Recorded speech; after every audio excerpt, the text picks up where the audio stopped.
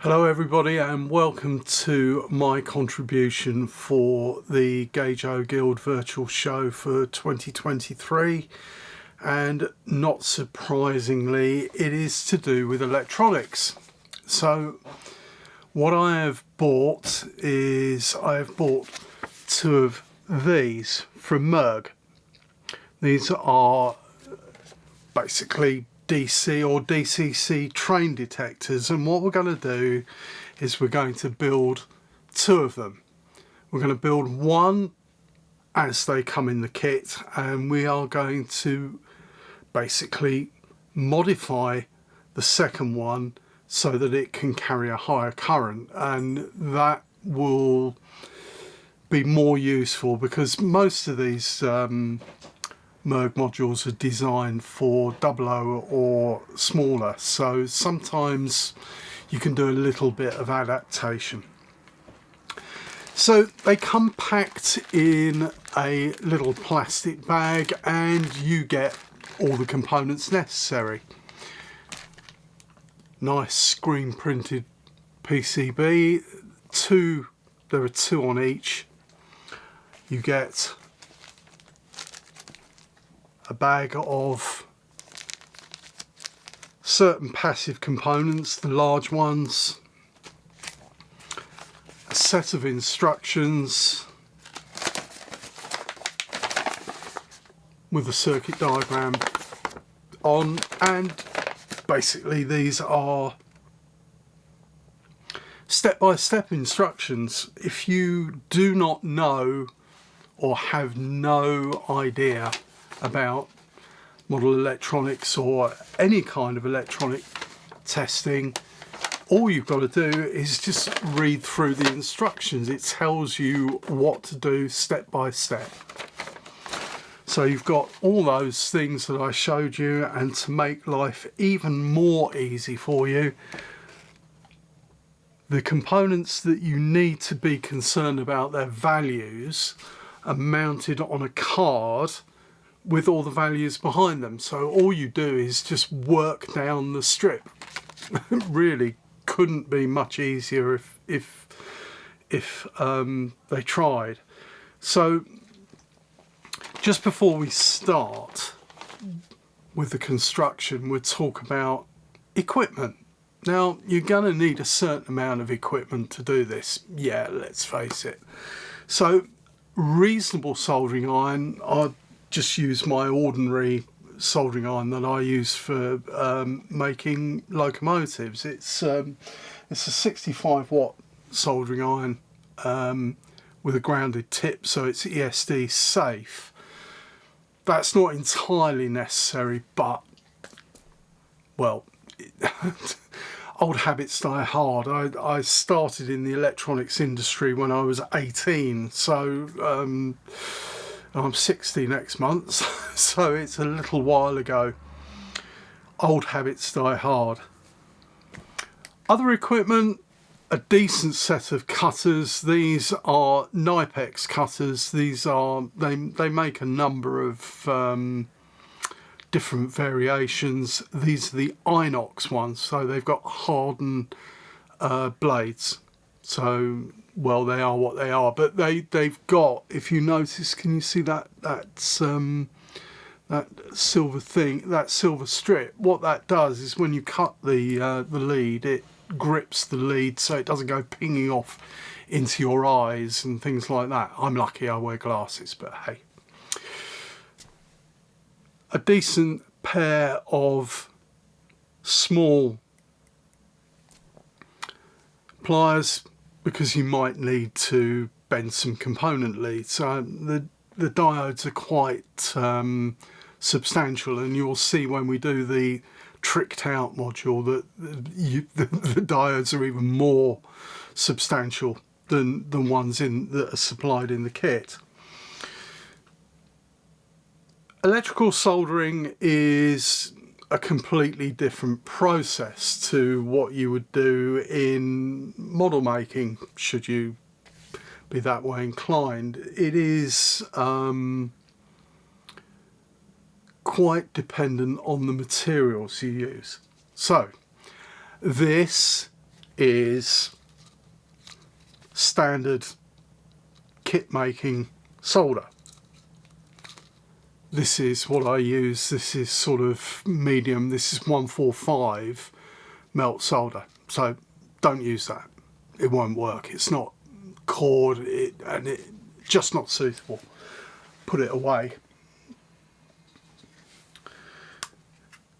This is the older type of electrical solder. This is a bit thick for my taste, and all I do with this, I just keep it so that I can tin the bit of my soldering iron. I don't really use it for anything else.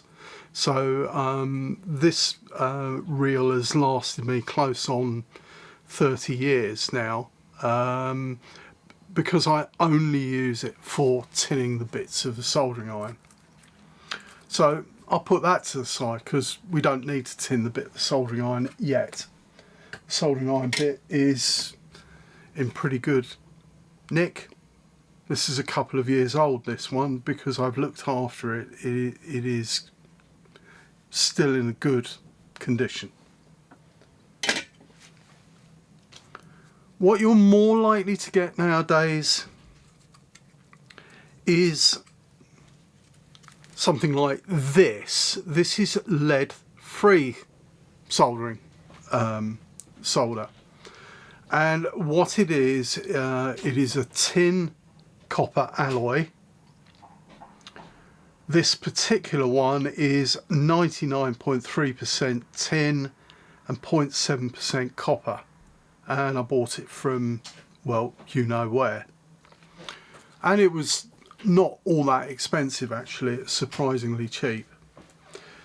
This one is a bit thicker. This one is 0.8 millimeter, whereas this one is 0.6, sorry. So this one 0.6, this one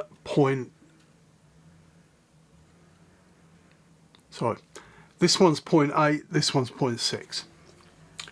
Now, it's largely your personal preference what thickness of solder you get, but don't get something that is too thick. It is far easier to put a little bit more solder on than it is to take an excess off.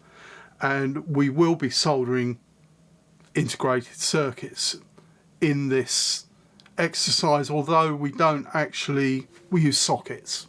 Well, the sockets come with the kit, so the integrated circuits plug into sockets, but it still applies. So you don't want to have something that is too thick so that you end up with untidy work.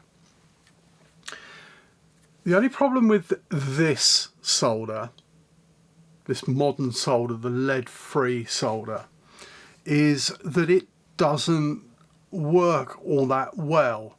Yeah, you can get lead-free solder that has a flux inside in it, but you're not likely to get that with 0.6 millimeter solder. So I'll put this one away, just excuse me a second. That goes back on the shelf. The other one can go, other ones can go there.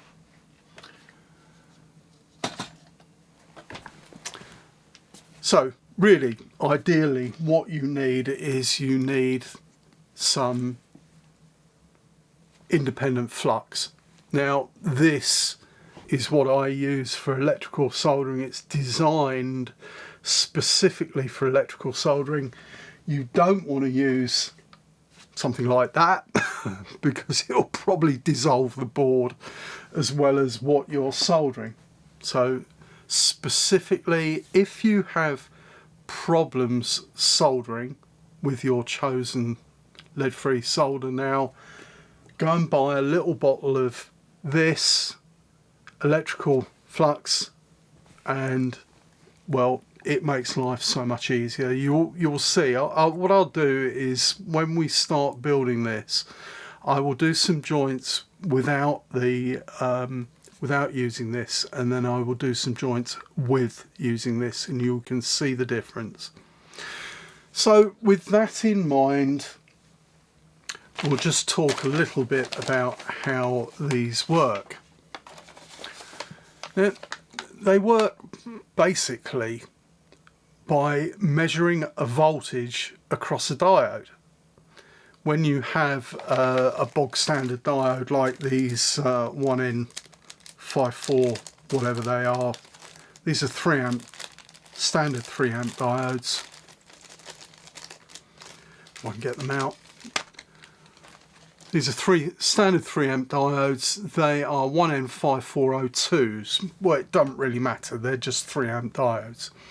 Now, if you pass a voltage through that, if it's forward bias, so it's not where the bar is. The bar indicates it actually blocks. That's how a diode indicates. So, but if you pass a voltage through the diode in this direction, so opposite to where the bar is, it will lose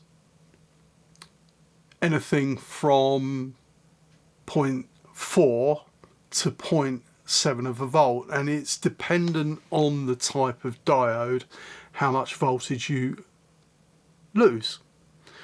So consequently, if you pass a voltage through that diode, maybe you could measure that voltage, and that's how these modules work.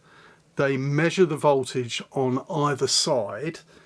When they're not conducting attraction voltage, for example, there is no voltage to measure, nothing to measure.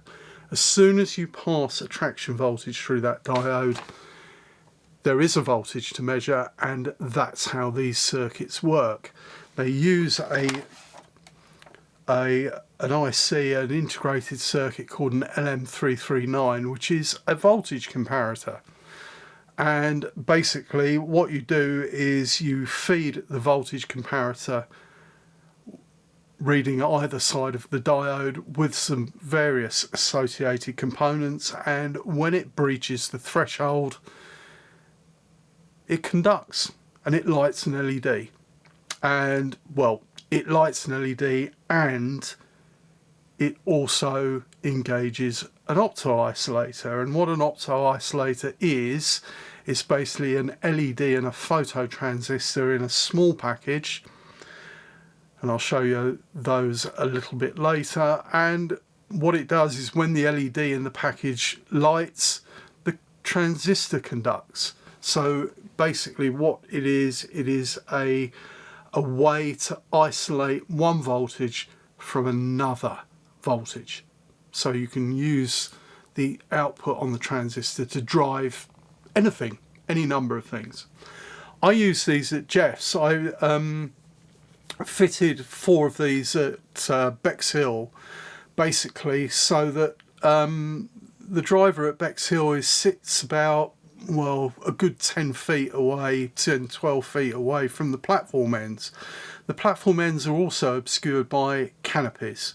So I installed a couple of these, and what they do is they detect the locomotive when it enters the section adjacent to the buffer stop and avoids any unfortunate buffer stop collisions. So that's how they work, but you can use them for any kind of thing. If you want any kind of detection anywhere, you can trick them out. I would say that for platform ends, build them as they are, which is what we're going to do. But if you're going to use them where there is going to be a sort of a substantial section where a train is going to run, then you might like to consider the tricked out version. But anyway, that's the introduction, and what I'll do now is I will reposition the camera and set everything up, hopefully not annoying my ever-present companion Boris the Greyhound too much, and we'll get on, and hopefully I can show you how simple these things are to build and actually get to work. Just one last thing before I go. Because of the nature of these devices, you can't just connect them straight to whatever your chosen voltage is. So in addition to what comes in the kit, you will need to purchase this. And what that is, it is a special power supply, and I've got any number of these, but here's one I've already made. And what it does, you feed 12 volts in one end, and this little black box is a voltage converter, and you get 5 and -5 out the other end. So that's what it is. This takes about, I don't know what, 20 minutes to make this. Not many components on it, but you will need this or a source of plus and -5 volts. And I'll show you something a bit later, a box that I made up, which has got these modules in, but with my own power supplies, all power supplies that I've acquired. Okay, so I'll reposition the camera and we'll get on with making. Okay, welcome back, and well, this is it. This is where we're going to do the building. Now, like I said, you get a nice screen printed,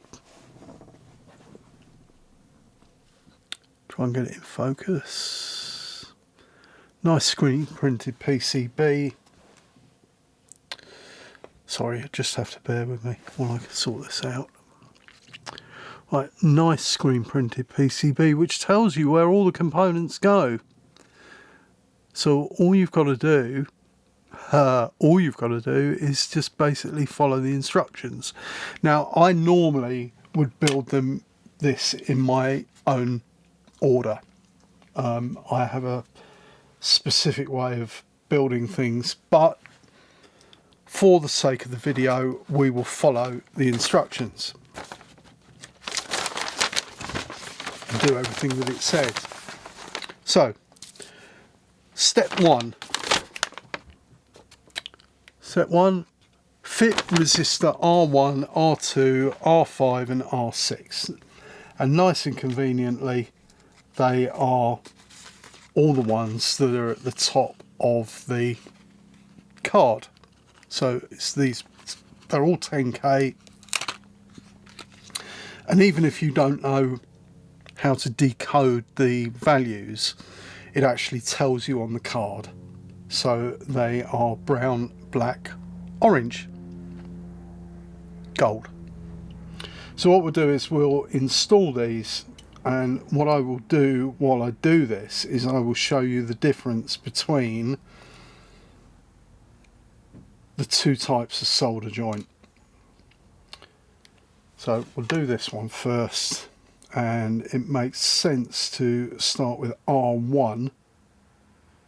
So we'll find where R1 lives and we'll put that in. R1 is there.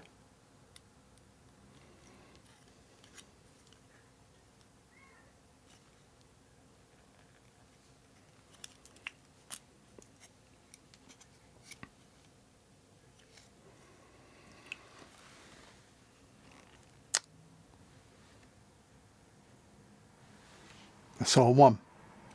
Now what I'll do is I'll solder one end just with the solder as it comes off the reel, and I'll solder the other end with using the flux. And of course I've sat on the solder. Here we are. Right, so this is the solder. So, of course, my soldering iron has a feature where it, if you don't use it for a certain length of time, it times out. So I've got to wait for my soldering iron to warm up again. It will only take 30 seconds or so. Here we go, it's almost there.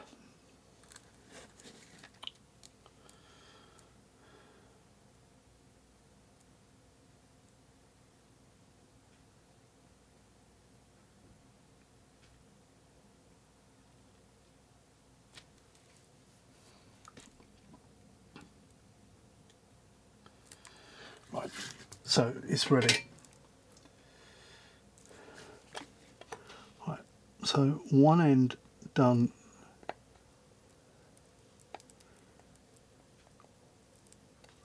Without flux. Yeah, whatever you do, don't drink this. It's particularly nasty.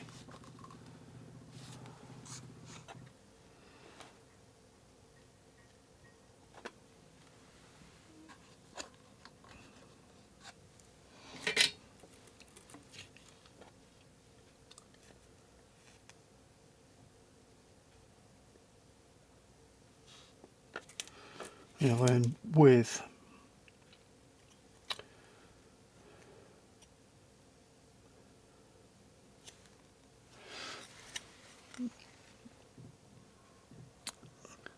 right, so looking at it, there isn't all that difference in it.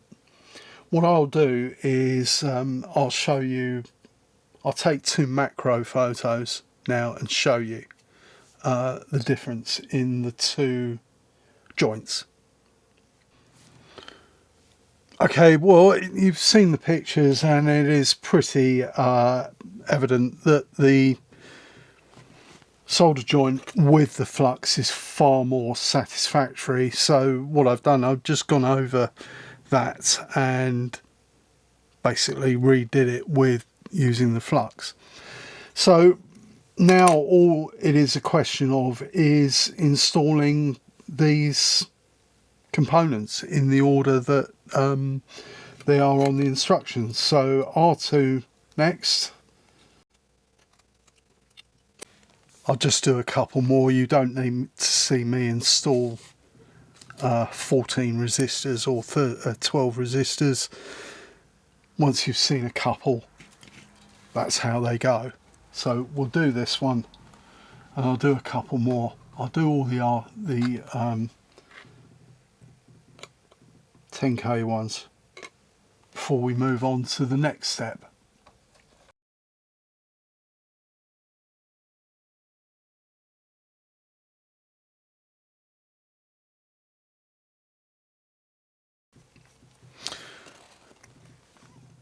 So there are the 10k resistors installed. Now what we'll do is we'll jump ahead a little. Oh no, we won't. We might as well just do it in the order. There's only 2 more to do before we get to the first decision that we've got to make. The next 2 resistors are R3 and R7, which are both 100k. So the band is a yellow band, the 3rd band.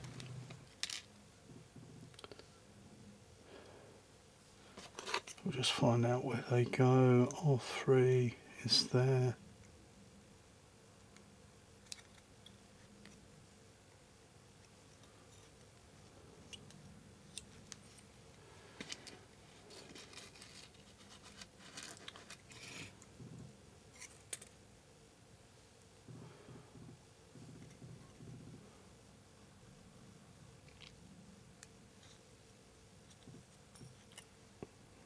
And R7's there.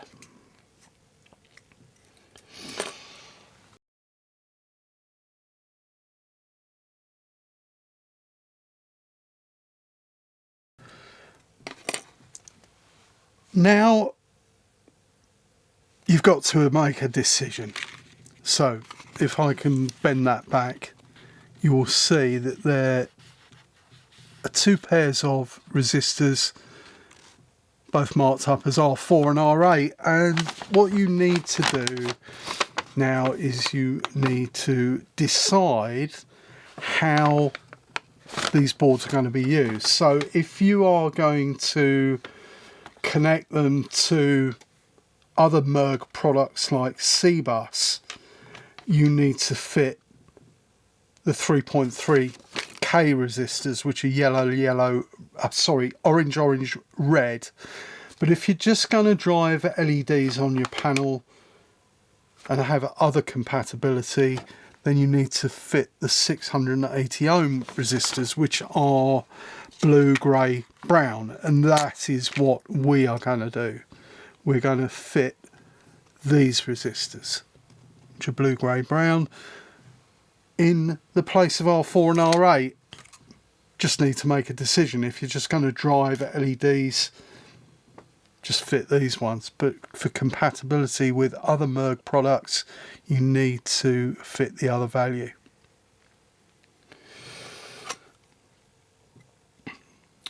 So this is R4 and R8,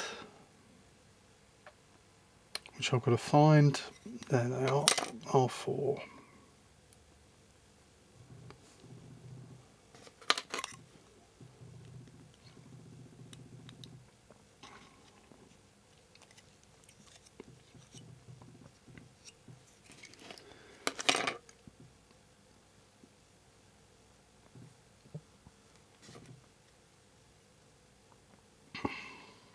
And R8, which is down the bottom.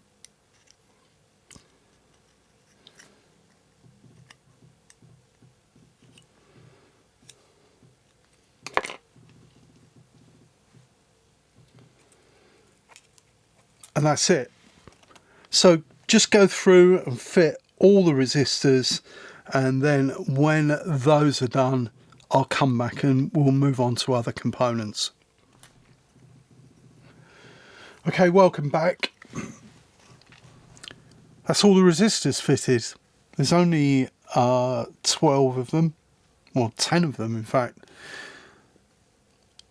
Check your work as you go, make sure that all the joints are good before you move on to the next bit. Now,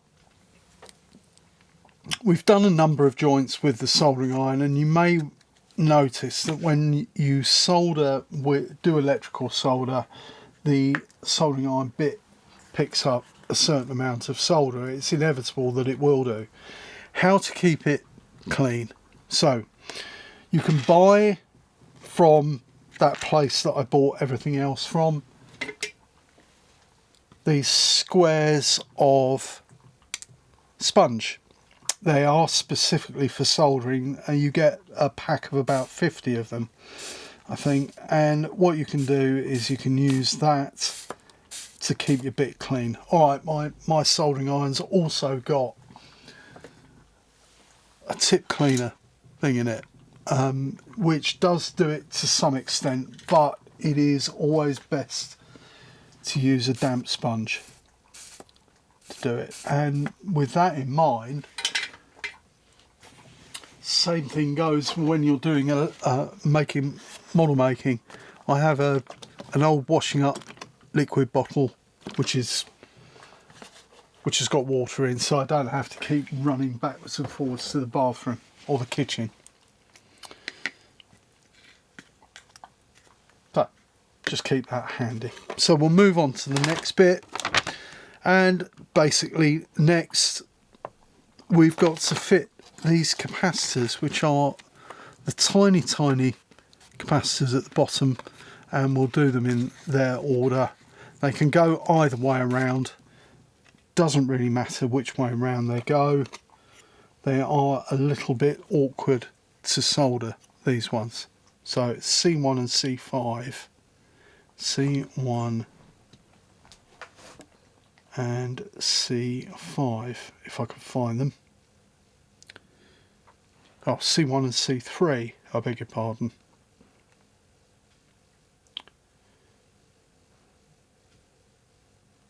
C1 is that, and that means C3 will be in a similar place. There. So they just fit in.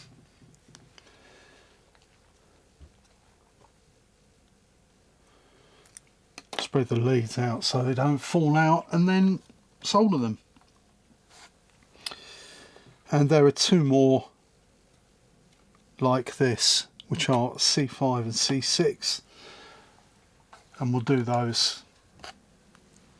And that is all the unpolarized capacitors done.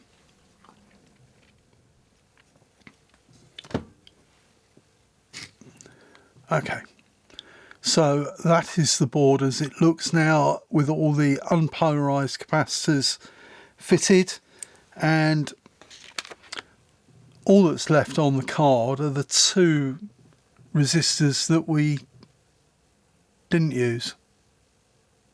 That's all that should be left on your card. So you should either have two 680 ohms if you're going to use it with C-bus, or two 3.3k resistors like we've got, because we're just going to drive LEDs.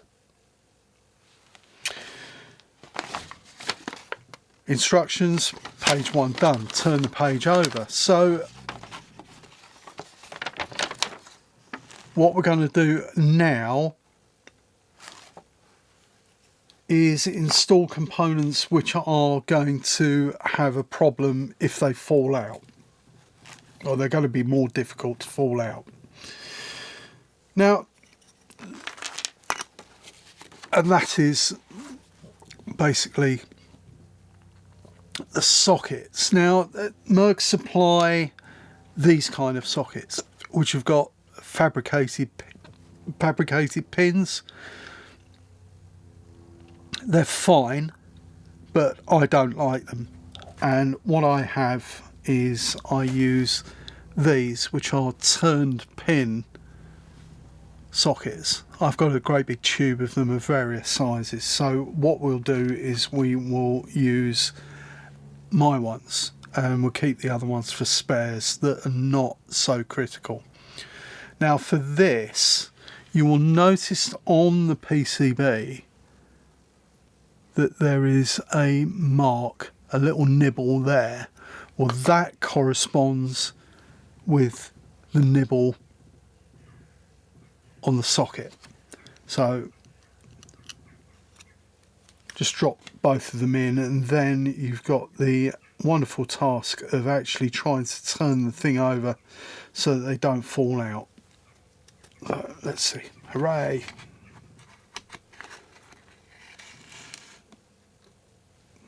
So I managed it.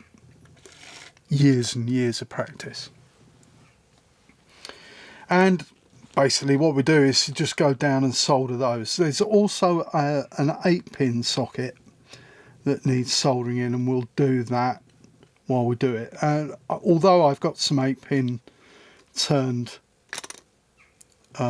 integrated circuit sockets up on the shelf, I will use the MERG ones for that particular part of the operation, because, well, the components that go in the 8-pin socket, they're not actually an 8-pin component, they're two 4s, and it's easier to do it in the fabricated pin sockets. So what we'll do is we'll go down and I'll do one side and do the other off camera.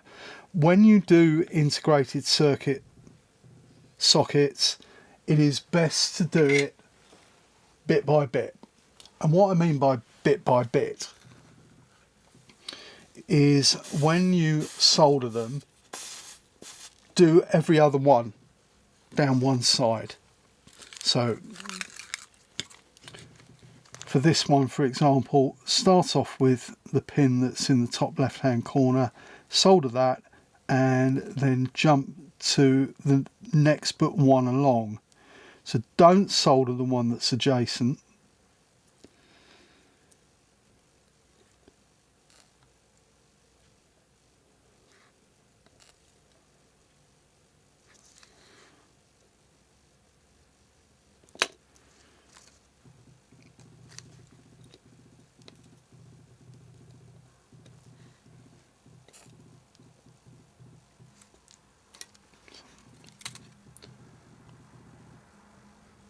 So I can turn them in and out now. Don't solder the one that's adjacent, go to the next one along. The reason for that is that if you're not so good at soldering, it basically means that what will happen if you leave the soldering iron on these pins, the socket is plastic, so what do you think is going to happen with heat and plastic? You might end up doing damage, distorting it, So it is good practice to do every other one, and then once the metal part of the socket has been given a little bit of a chance to cool down, then go back and do the ones that you've missed.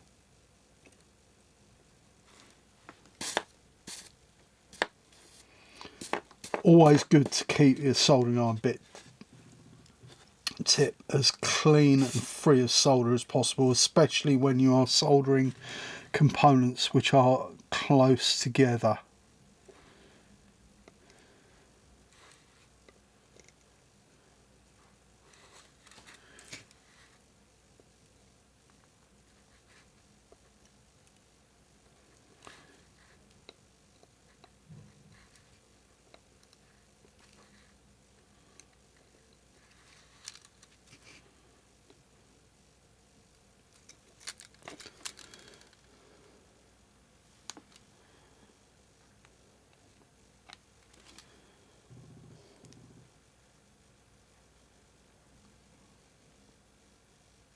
Okay,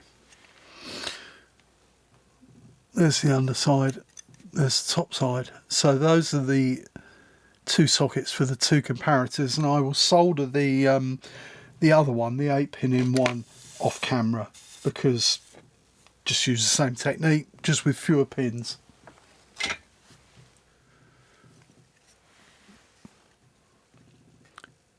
There's the 8-pin one up there. That's where the two opti isolators go. All neat and tidy on the underside.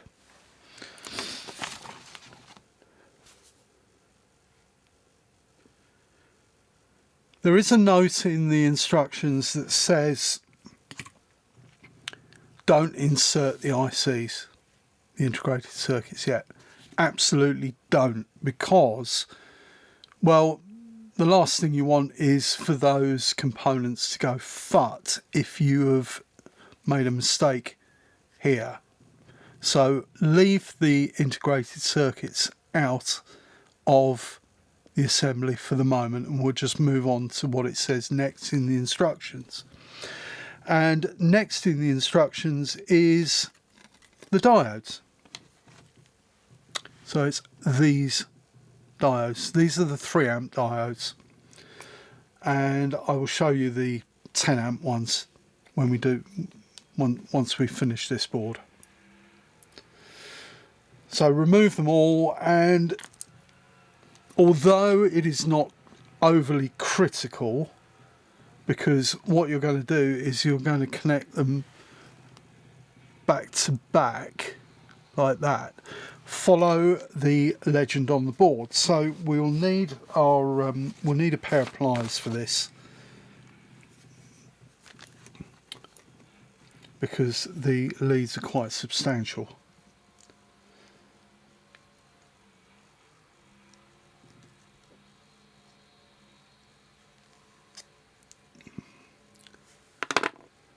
They're quite difficult to bend. It doesn't matter too much if you get the bend not quite right, because what they don't say in the instructions is that it is good practice to mount components that are likely to get warm off the board. So that is what we're going to do with these. We are going to mount them so, and these will get warm if you're using them for 7mm models. They will get warm, and if they get very warm, they will burn the board that you mounted it on. So what we're going to do is we're going to mount them so that they are off the board.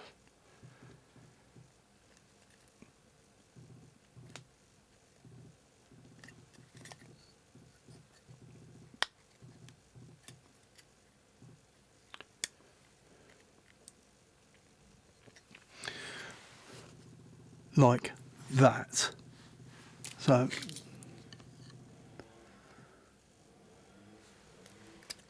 try and make them level. because you want your board to look nice. So we'll just solder these two in, and then I'll go and do the other two off camera.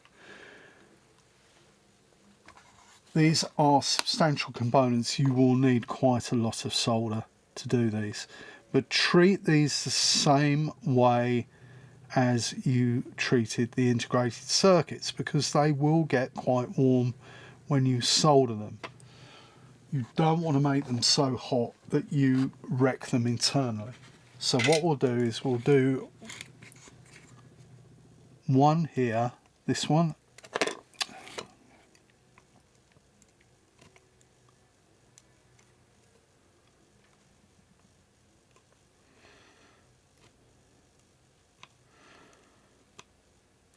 yeah, and this is where it starts getting a little bit difficult with this modern solder, because if I'd used ordinary tin lead on this, there wouldn't have been a problem, but because these leads are quite substantial, they need quite a bit of heat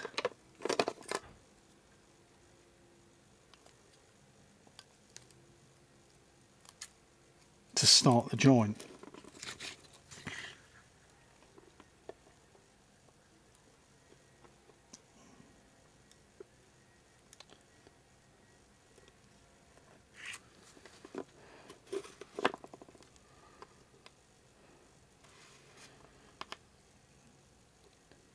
And you want these joints to be good, because these are in effect your detectors, and this is what you are measuring.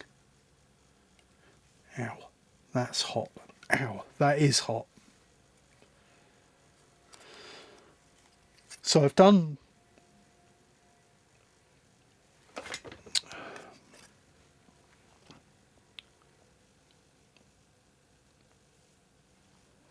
two corners, and we'll do the other ones. We'll put some flux back on.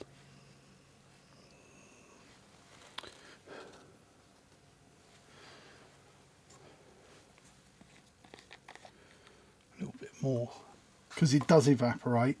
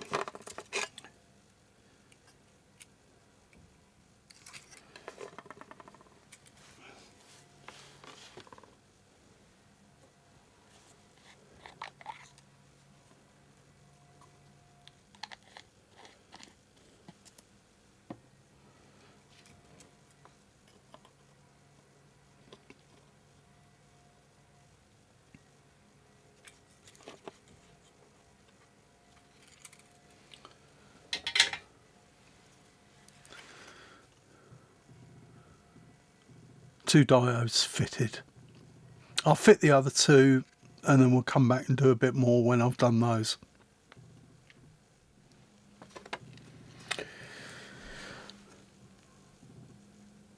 Both diodes pairs are now fitted. I actually, well, I didn't cheat, but as such, I didn't cheat as such. But what I did, I turned the temperature up of my soldering iron. Normally I set it to 445, but I set it to 455. It goes up to 480. So I turned it up a little bit just to facilitate the soldering of these diodes. I won't need to do it for the other one, because you'll see they've got a different construction, but these absorb quite a lot of heat. So there we are, we've fitted the diodes, and the next thing that we need to do is we need to do the indication. So what we've got now is there are two positions up here where we fit LEDs, because we want to see what's going on. The MERG kit they actually give you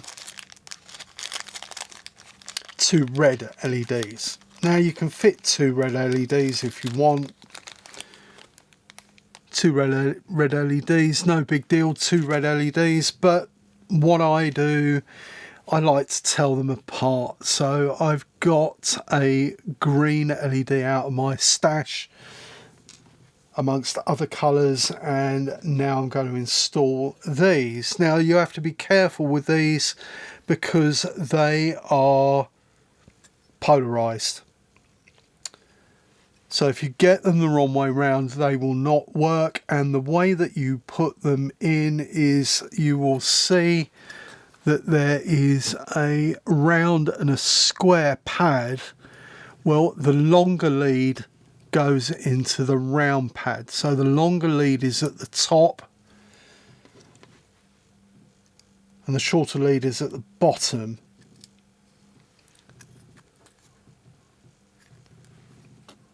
That's how it looks. So we'll solder those in place.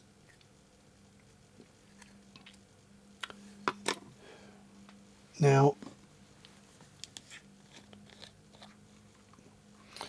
and with any semiconductor, do not linger with the soldering iron longer than you actually need, because, well, LEDs are cheap now, but you will damage it, and they're a bit of a pain in the rear end to desolder and remove if you wreck them.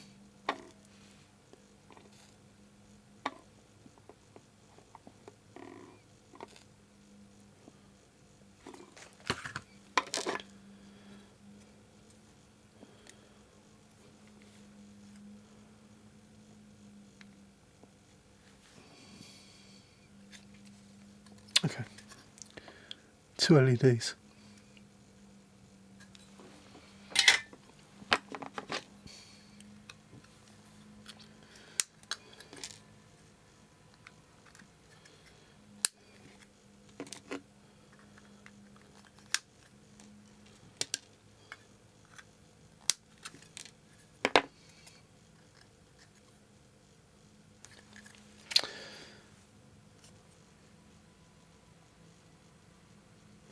The next thing are the terminal blocks. Now you don't have to fit those if you don't want to, but I will. I'm going to fit them. So you get 1 3-way and 3 2-way ones, and the 2-way ones you have to, 2 of the 2-way ones you have to assemble into a 4-way.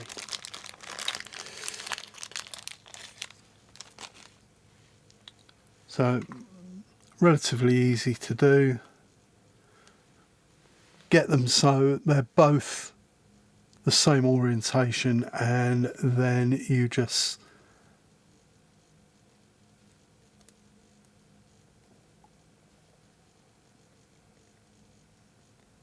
there's a little tag on the side, and you just, there's your 4-way, just to prove they won't fall apart. There. So just install them where you will see on the board that if you don't want to use these, there are holes for wires. So you can put wires in them if you want, or you can do what I'm going to do, which is fit these.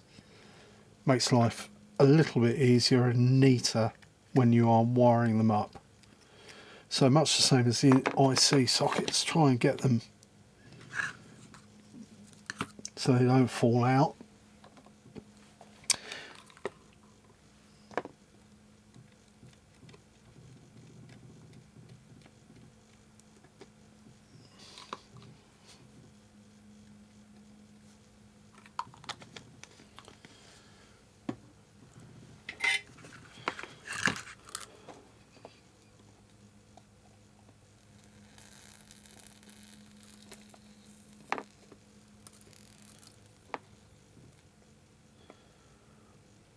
And much the same as the IC sockets, don't do them all at the same time, because again they're plastic, and if you are a bit longer than you ought to be, you will melt the plastic. So take your time, do them one pin at a time, and then give the assembly a little bit of a chance to cool down before you move on to the next one.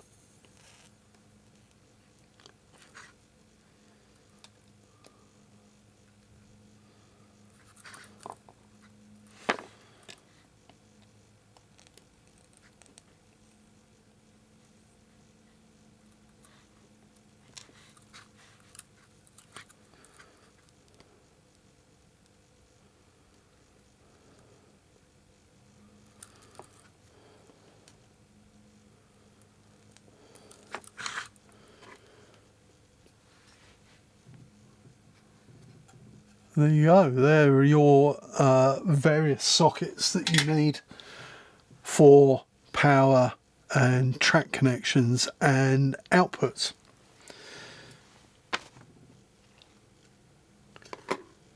The next thing is this. There is a header. Now, what a header is, it's basically this. Hold on, let me get this out and show you. So this is a header. It's a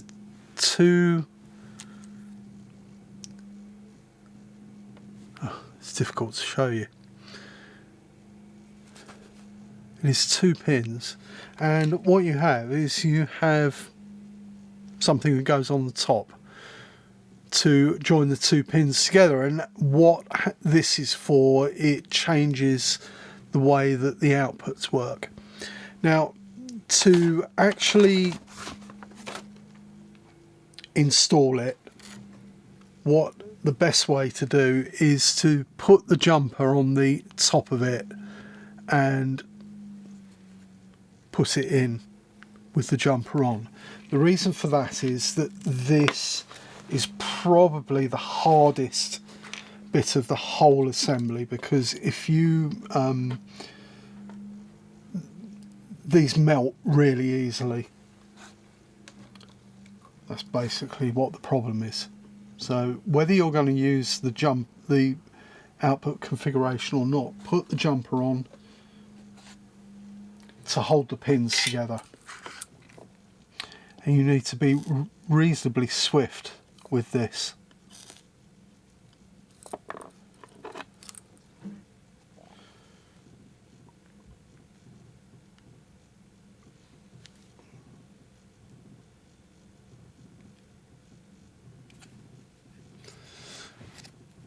And there's the blue jumper. Now, we are not going to use it in the way that it does. Basically what it does is it commons together the 2 collectors from here, so they can go from the same power source. It's a little bit technical, but we are going to connect them, so it connects the 2 emitters together, not the 2 collectors. We are going to have them as separate devices. So we will just leave the jumper hanging on there at 90 degrees to the pins, so it's not actually joining the pins together. And the next thing to do is, well, basically Boris's favourite components in the world. You have 2 electrolytic capacitors, and these are definitely polarized, because if you get them the wrong way round, they will go FUT, and depending on the size of them depends on the volume of the FUT. So we'll just put these in,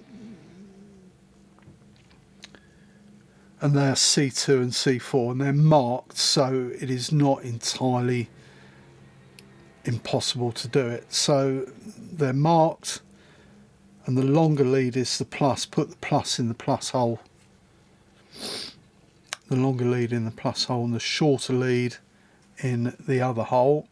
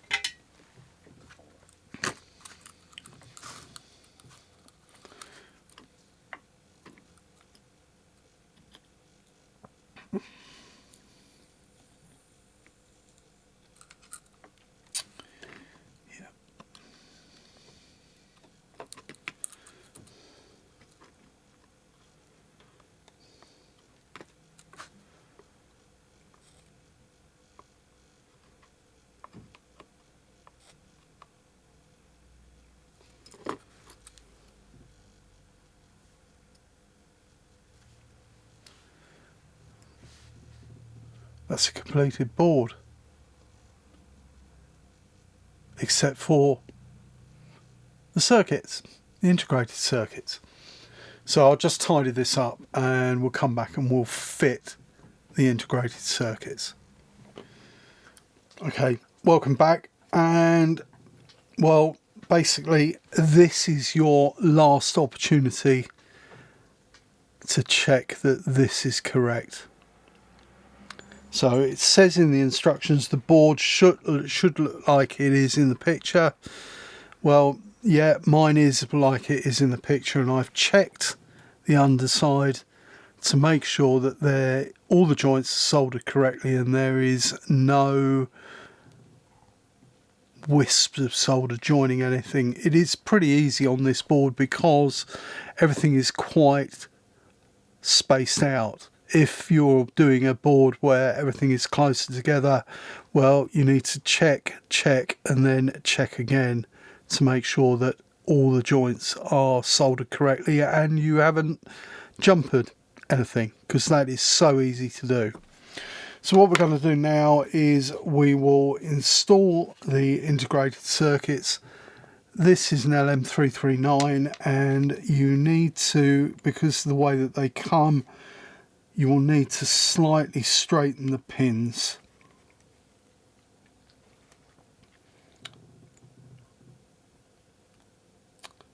Get the pins a bit more parallel. Now,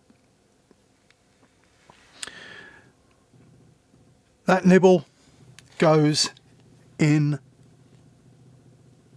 that nibble in the socket, so make sure you get them the right way round, because they will not last all that long if you don't. Make sure all the pins go in the holes and press it down. Same with this one.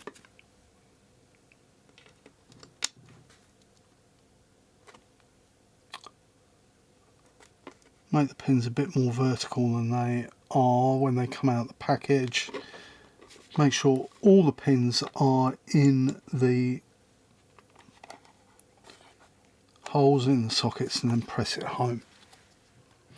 Now, yeah, there is anti-static precautions and that, but most people are not going to have the equipment for anti-static precautions. I know all about them, but I haven't got the necessary equipment.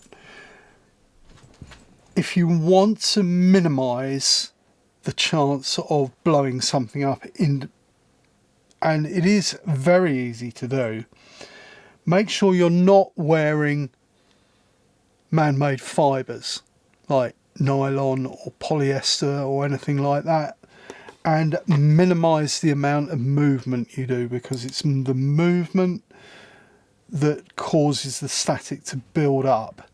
So keep as still as possible while you do this. Install the integrated circuit. So we've done the two LM339s. We've just got the two opto isolators to do, and again they are polarized, and you will notice that there is a shelf on one side of the package. Can you see that? Just about see that. So that needs to go closest to the LM339. So make sure you get them the right way round.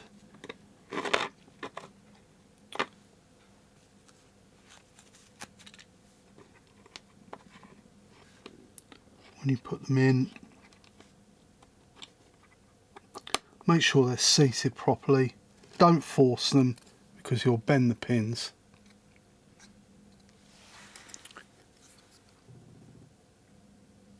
and that is that. So this is complete now, and what we'll do now is we'll go on to testing it. So you'll have to excuse me while I set up the test rig for it. They give you components. You will notice you get an extra 10k resistor in the bag of bits. That is for testing, because what that does is it simulates a motor. So I'll set the test rig up and we'll come back and do the testing. Okay, so here is our little test rig. This is the power supply that I showed you at the start. 12 volts in there from my bench supply, which is over here. 12 volts in, and it's drawing what, 3 milliamps, not doing anything. This is the 10k resistor that was additional in the bag. So there is a 10k resistor, and it shows you in the instructions how to test it. So what you do is you put it in the input. The voltages are plus and minus 5 up there, so the red is 5 and the blue is minus 5, and the common return from the power supply goes to the common rail. So this power supply is connected to the common rail. Now to test it, what you do is you see the other end of the resistor. If you apply that to 5 volts, can you see the green LED is lit? And if you do it to minus 5,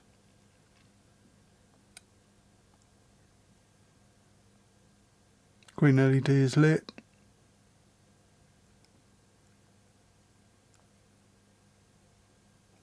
So channel A is working, and what we'll do is we'll just swap that resistor over, put it in channel B. Goes in channel B, and well, you should expect the red LED to light up, and there it is.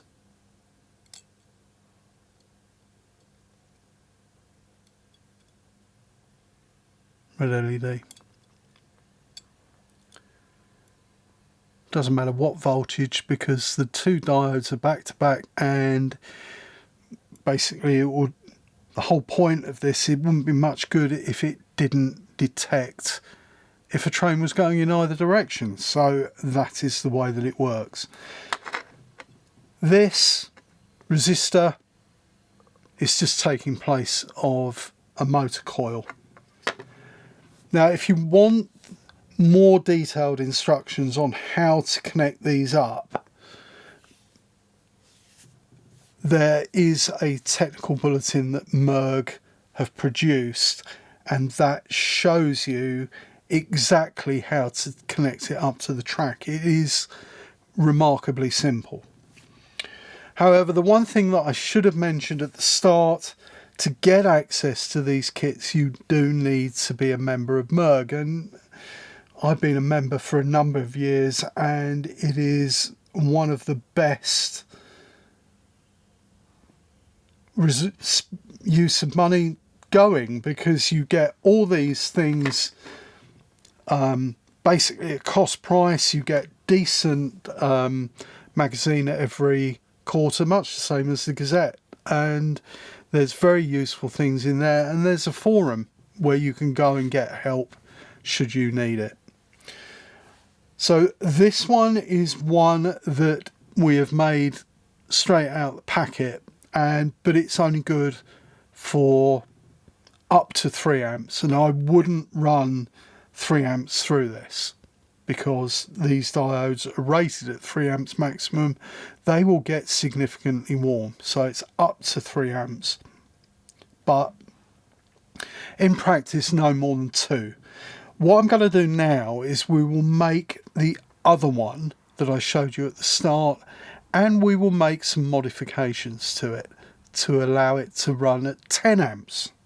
So if you just bear with me, I should put this away, put this in the bag for use, and we will move on to tricking out exactly the same module.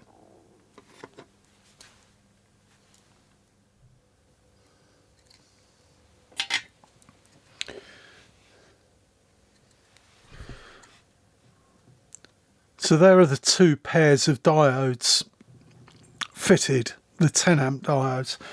Now, if you're going to consider running anything approaching 10 amps here, you might also like to consider reinforcing these tracks with a bit of solid wire. Now, I'm not going to bother doing that, but yeah, these tracks are only good for a certain amount of current, and if you're going to get anywhere near 10 amps, then these tracks, the thicker tracks that go to the diode leads, you should consider reinforcing them with some solid copper wire, but I'm not going to bother doing that.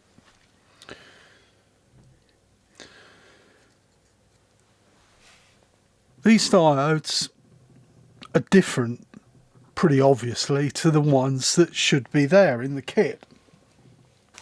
I can't remember where I've put them now. I'm sitting on them probably, but anyway. Oh, here they are.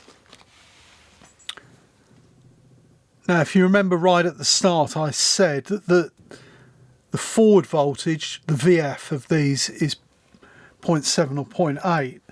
The forward voltage of these is 0.4 of a volt. So if you think about it, you're measuring that voltage. So if you use the components that are in the kit, these will never detect. It will never detect because 0.7 is higher than 0.4, and the components that were in there were for detecting 0.7. So these two diodes up the end need replacing to a different value. Now, I won't go into a long technical explanation about how you come to the value that you need. Suffice it to say that for these particular diodes, you need 27 ohms instead of 12. Now, I've got some 27 ohm resistors here, and well, they're tiny. These are actually metal oxide resistors, whereas the other ones are carbon film. These are metal oxide. Tiny. That is the same power rating. In fact, it's a higher power rating than that one. So it's metal oxide here, carbon film here. And you have to use two of these in the position of R9 and R12, so where the 12 kilo ohm resistors were originally. Now, you've seen me solder. I will solder these in place, and then I will just connect this all up again and prove to you that this all works in the new configuration.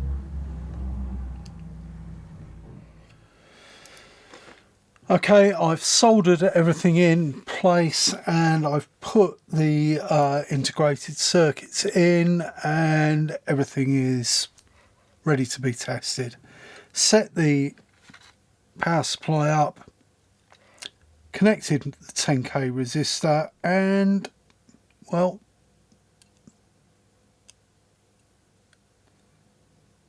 there you go. It works. That channel works. We'll just try the other channel just in case you don't believe me.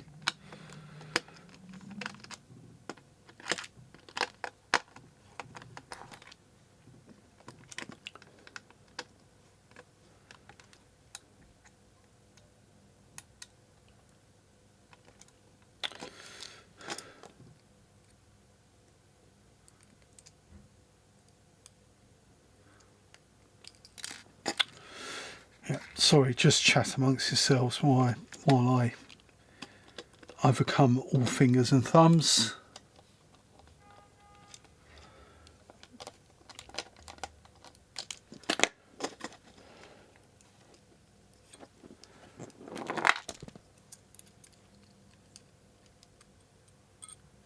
Red LED. Red LED. Now, if you're wondering about construction time, yeah, it takes me longer than this video to actually show you how to do it. This one took 20 minutes without doing it on camera. So it took 20 minutes to do it. As for cost, well, you've got to have a MERG membership to start off with, but these are £6 a throw, £6 a go. So £3 for 2 channels for detection, and you can connect them up however you like. And one good thing about this, which you will find out should you decide to go for this, but these work like proper track circuits like they do on the railway. They will detect a train if it is stationary, because the power supply has a phantom power output, and that acts like a track circuit on the real railway. These will detect trains that are stationary. They don't have to be moving. So another reason. And all I can say to you is thank you with sticking with me for all this time. Boris has changed places a few times during the course of this discussion and demonstration. All I can do is commend MERG to your benevolence, and if you want to do something like this, they do some special cheap, or I would say inexpensive, electronic projects if you are not confident enough. I mean, don't go out and buy a DCC set straight away if you're not confident. You can buy for a couple of pounds a board to practice your techniques on. So don't be too intimidated by it. Thank you for watching and enjoy the rest of the show.